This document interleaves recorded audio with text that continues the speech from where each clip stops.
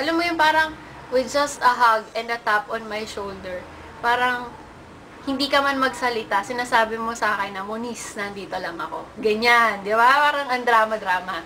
Ayan, game. Tama na yung kadramahan. Daddy, naalala ko nung umpisa ng Black Ipis, yung may project sa Chem, tapos, syempre, kayo nila Andre yung magkakasama, kayo nila Allen, tapos tinatry nyo, yung iba, nagpuntang Glorieta. Tapos parang ako namimili ako, mag-Glorieta or magpapaiwan sa classroom. Hindi ako nagsisi na nagpaiwan ako sa Glorieta. Hindi ako nagsisisi na nagpaiwan ako sa classroom kasi nandun kayo. Wala lang, parang dahil dun sa picture na yon, di ba nga, dinaya pa natin, ang ginamit na talaga natin yung totoong camera. Kasi ayaw gumana nung project nyo. Ayun, wala lang. Naitago ko pa nga yung ano nun eh. First picture natin na magkakasama. Ayun, doon na nagsimula yung lahat.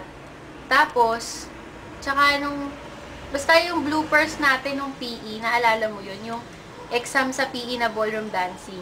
Tapos, hindi tayo masyado nagpa-practice kasi madami tayo. Basta hindi ako pinapayagan, tapos ikaw may lakad ka, ganyan. Kaya yun, nung exam mismo, sila nasa right, tayo nasa left, di ba? Ang saya. O, yun. Tapos, hindi ko din, basta ang saya-saya noon, nung first year, parang sobrang steady-steady ng buhay natin. Parang masaya na tayo tumambay kila Dre, tapos maglukuhan sa Glorieta, nagdadapaan kayo nila men, iyon, wala lang. Tapos, yun nga, nung third year, naging magkaklase ulit tayo. Tapos doon, sobrang pinadama mo sa amin nila Allen na walang nagbago kahit isang taon ka namin di nakasama. Ayan. Sana, Daddy, forever na yung Black Ipis. Kahit saan man tayo mapunta.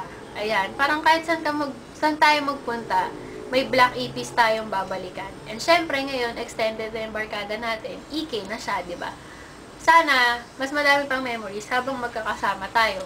Tapos, sana din, Daddy, hindi na madumi yung bag mo. Sana wala nang mga papel-papel na kung ano-ano man, di ba? Kasi parang nangyari noon, yung papel mo nung first day ng first year, nandun pa rin siya hanggang summer ng first year.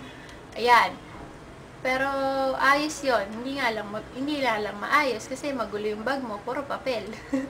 Yun. Tapos, ano ba? Happy birthday. Tsaka sana nagustuhan mo tong pinrepare namin para sa'yo. Kasi, debut mo. Kaya, happy birthday. Ang gulo, no? Sige. You did not accomplish much, but you didn't die this